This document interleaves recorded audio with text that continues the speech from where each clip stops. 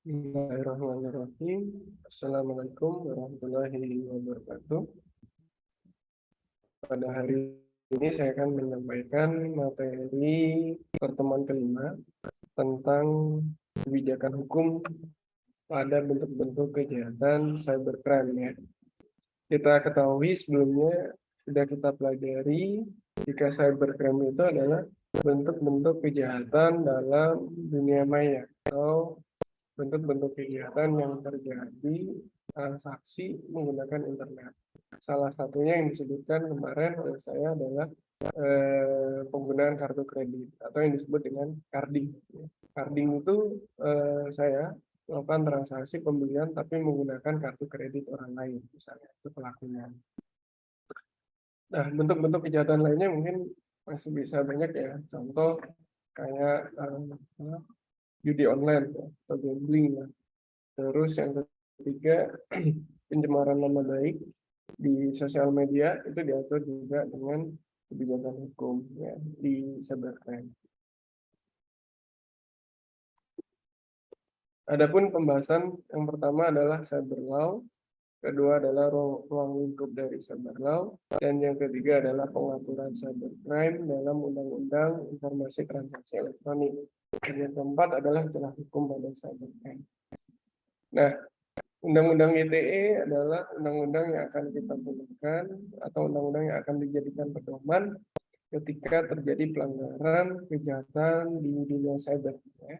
Acuannya semua kepada Undang-Undang ITE atau yang dikenal dengan Undang-Undang Informasi Transaksi Elektronik.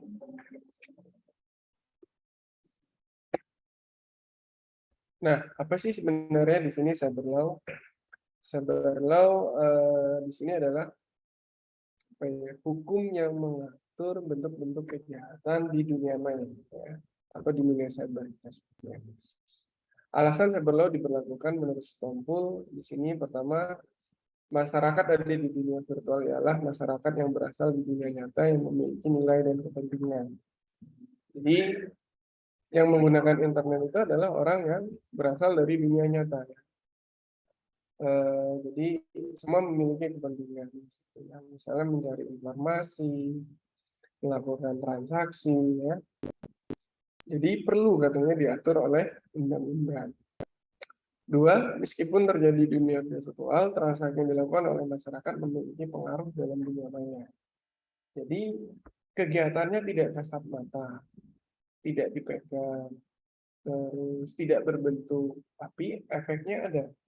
Contoh, transaksi pembelian dilakukan oleh seseorang pada e-commerce misalnya, saya membeli sepeda secara online. Saya tidak perlu datang langsung kan ke tokonya. Ketika saya pilih, saya masukkan troli, terus saya transaksi, terus saya masukkan keranjang belanja, baru saya check out.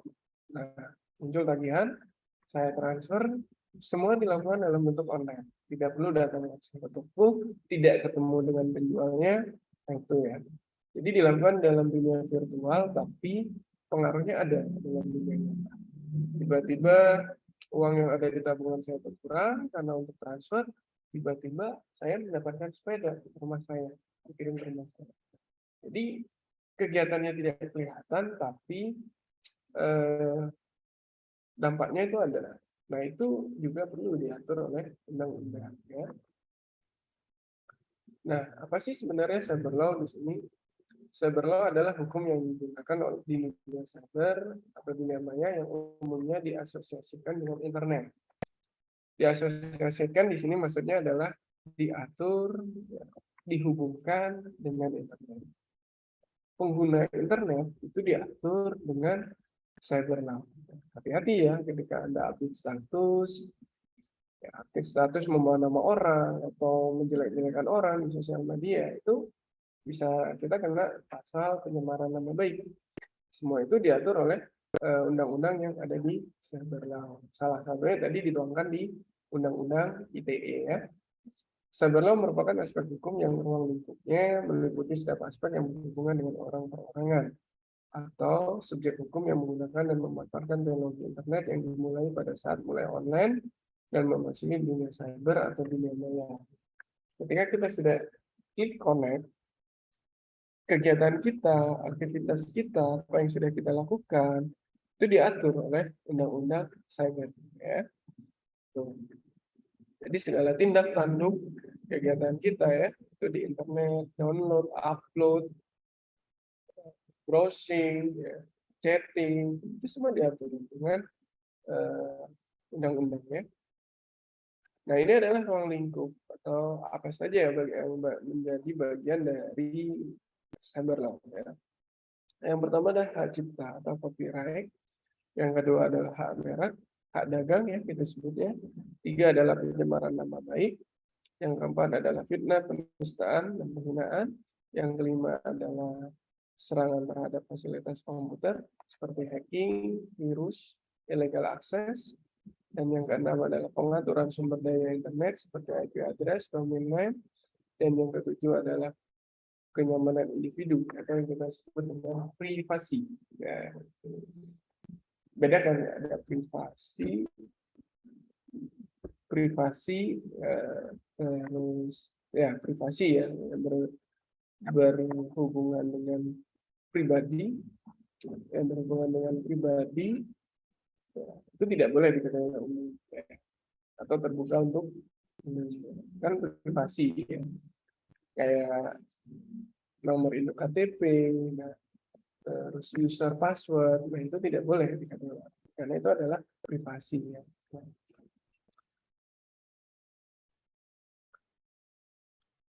Selanjutnya ada lagi prinsip kehati-hatian, tindak kriminal biasa yang menggunakan teknologi informasi sebagai alat, isu prosedural seperti yurisdiksi, pemutihan, penyelidikan, kontrak atau transaksi elektronik, pornografi, pencurian melalui internet, perlindungan konsumen, pemanfaatan internet seperti e-government, e-commerce, dan e-education. Itu diatur semua oleh Undang-Undang ITE ya. Pornografi misalnya. Kita mengupload video yang berbau tentang pornografi. Video, gambar, itu bisa kena kita ya. Terus ya banyak ya kasus-kasus lain kita bahas lagi nanti. Nah, ini adalah latar belakang dalam undang-undang ITE. Mengapa undang-undang ITE itu dibutuhkan? Kenapa undang-undang ITE itu perlu dibentuk? Undang-undang itu tertuang dibuat pada tahun 2008 nomor 11, yaitu tentang informasi dan transaksi elektronik. Informasi itu mulai dari kita mendownload, mengupload, dan transaksi yang menggunakan barang-barang elektronik. Ya, contoh menggunakan laptop, menggunakan handphone, ya, menggunakan mesin ATM. Nah, itu juga masuk dalam transaksi elektronik. Adalah undang-undang pertama di Indonesia yang secara khusus mengatur tindak pidana cyber.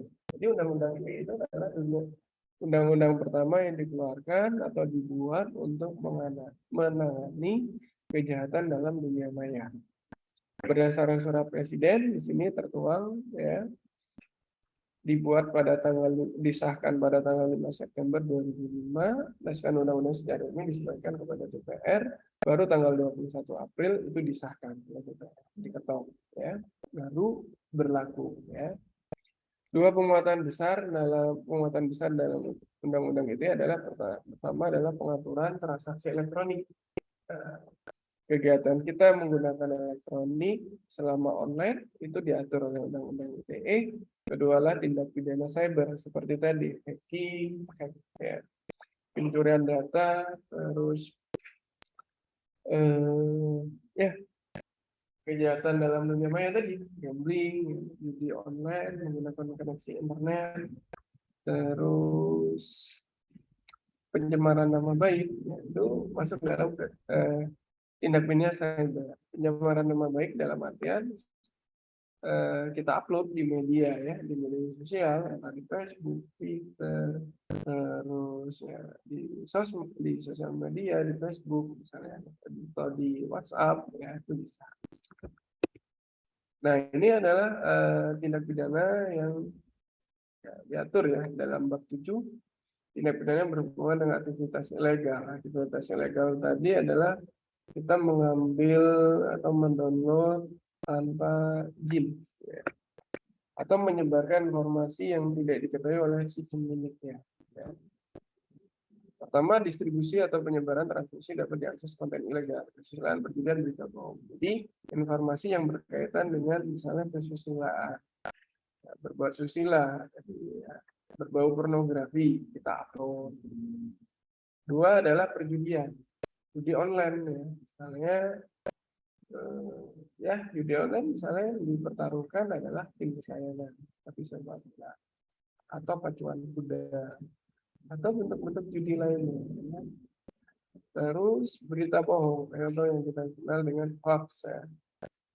Jadi kita menyebarkan berita yang tidak benar, ya, itu juga bisa diatur, ya, dikenai pasal-pasal atau undang-undang ITE. Dengan cara apapun melakukan akses ilegal. Akses ilegal ini tidak izin pada yang punya. Kita menebak user dan passwordnya, membypass user dan passwordnya, ya, dengan cara menebak-nebak tadi, ya. Makanya hati-hati kan sekarang banyak bentuk penipuan, ya. Misalnya ya apa ya, mengiming-iming kita uang, dapat hadiah sehingga kita bisa membuka data privasi kita. Tapi itu memancing mereka pelaku untuk melakukan akses ilegal. Akses ilegal itu adalah mengakseskan sebuah komputer melalui jaringan internet tanpa izin dari pemiliknya. Ya. Intersepsi ilegal terhadap informasi atau dokumen elektronik dan sistem elektronik. Tindak pidana yang berhubungan dengan gangguan intervensi, gangguan terhadap informasi atau dokumen elektronik, gangguan terhadap sistem elektronik, gangguan terhadap dokumen, menyebarkan informasi tadi, ya, gangguan terhadap sistem elektronik, illegal access, dan membuat sistem komputer yang digunakan oleh orang lain itu menjadi down jaringannya, harusnya menyebarkan virus. Nah, itu termasuk gangguan terhadap sistem elektronik. Ya. 3, tindak pidana memfasilitasi perbuatan yang dilarang. Tindak pidana memfasilitasi perbuatan yang dilarang. Ya. Keempat, tindak pidana pemalsuan informasi atau dokumen elektronik. 5, tindak pidana tambahan dan perberatan terhadap ancaman pidana. Jadi, yang kita lihat memang undang-undang transaksi elektronik itu yang berkaitan dengan kegiatan kita menggunakan barang-barang elektronik, laptop, handphone misalnya. Nah, itu diatur oleh undang-undang ITE. Celah hukum dalam cybercrime, ya. Pada dasarnya sebuah undang-undang dibuat sebagai jawaban hukum terhadap persoalan yang ada di masyarakat. Intinya, undang-undang dibuat itu untuk mengatur masyarakat, mengekang masyarakat agar tidak terjadi atau membuat pelanggaran. Ya. Namun pada pelaksanaannya tak jarang suatu undang-undang yang sudah terbentuk menemui kenyataan yang mungkin tidak terjangkau saat undang-undang dibentuk. Jadi mungkin saja ada beberapa bagian yang mungkin belum tercover, ya, atau belum disebutkan dalam undang-undang, tapi kejadiannya sudah ada. Sehingga apa? Kejadiannya ada dulu, baru kita buat undang-undangnya. Itu untuk apa tujuannya? Untuk mengcover suatu saat nanti, belakang hari nanti, yang sampai ada kejadian yang terulang lagi. Ya. Jika ada undang-undang, paling tidak mengikat kita akan bisa menghukum atau menjerat pelaku dengan pasal-pasal yang ada. Tetapi ketika kita tidak punya acuan hukum, kita susah.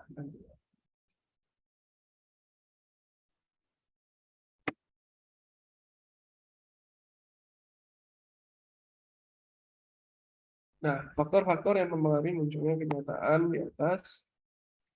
1, keterbatasan manusia memprediksi secara akurat apa yang terjadi di masa yang akan datang.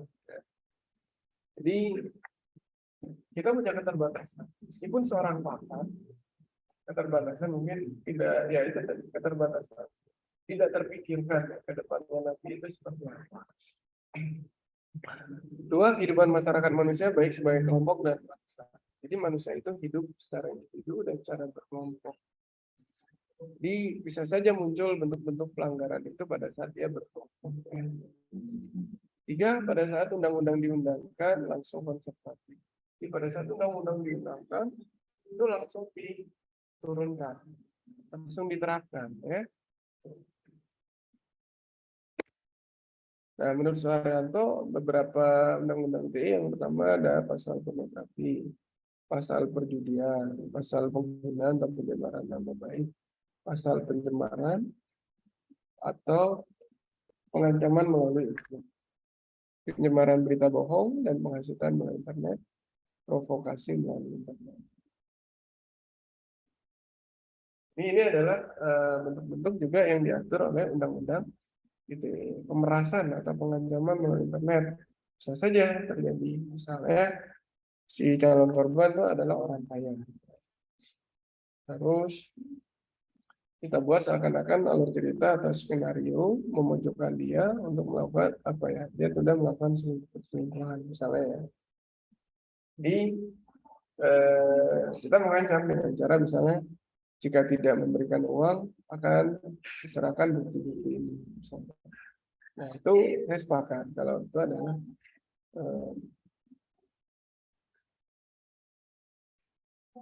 terus ya ada penghinaan ya, hate speech ya di sini padahal orangnya belum seperti itu. Ya, terus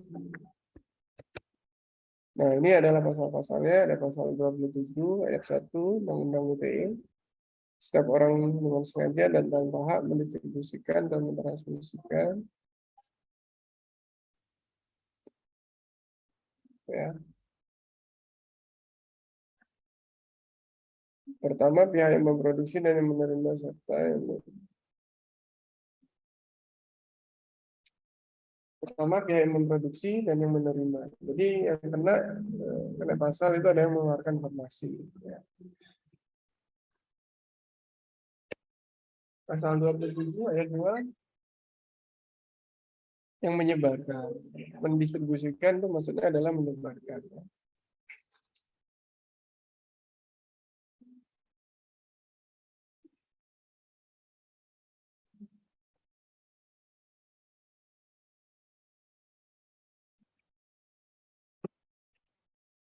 Pasal 27 ayat 3 ya.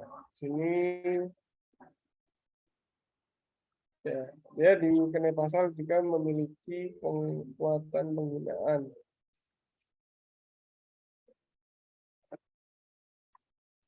Pembuktian terhadap pasal harus benar-benar dengan hati-hati karena dapat dimanfaatkan bagi oknum yang arogan. Ya, misalnya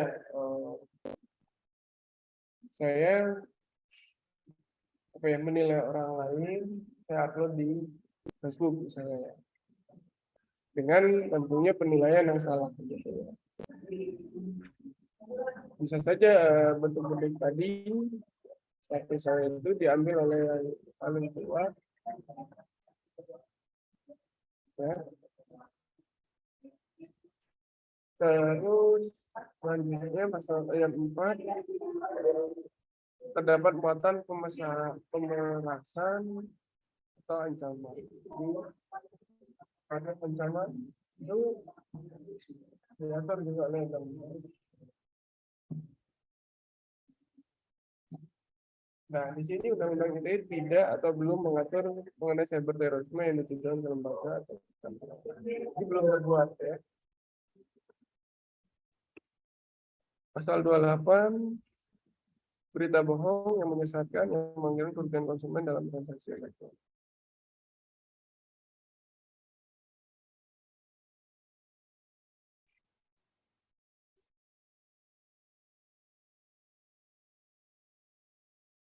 Pihak yang menjadi korban adalah konsumen dan pelakunya adalah produsen. Sementara di lain pihak bisa jadi yang menjadi korban sebaliknya. Nah, pasal 28 yaitu tentang suku, agama, ras, dan antar golongan. Kita tidak boleh status ya, misalnya itu yang berhubungan dengan suku, agama, ras, dan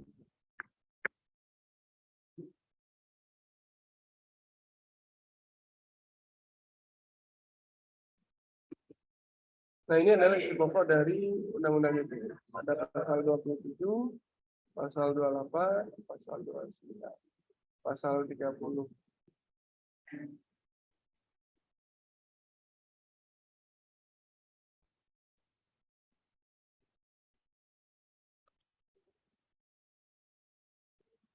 Pasal 27, pasal 28, pasal 29.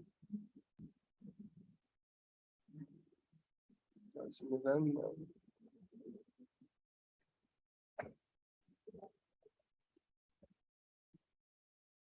Nah, itu materialnya. Mungkin yang saya banyak perjelas lagi nanti adalah di sini ya.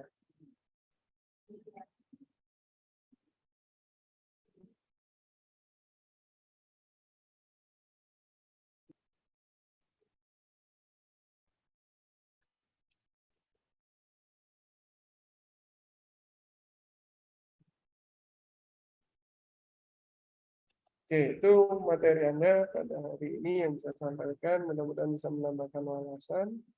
Saya tutup. Assalamualaikum warahmatullahi wabarakatuh.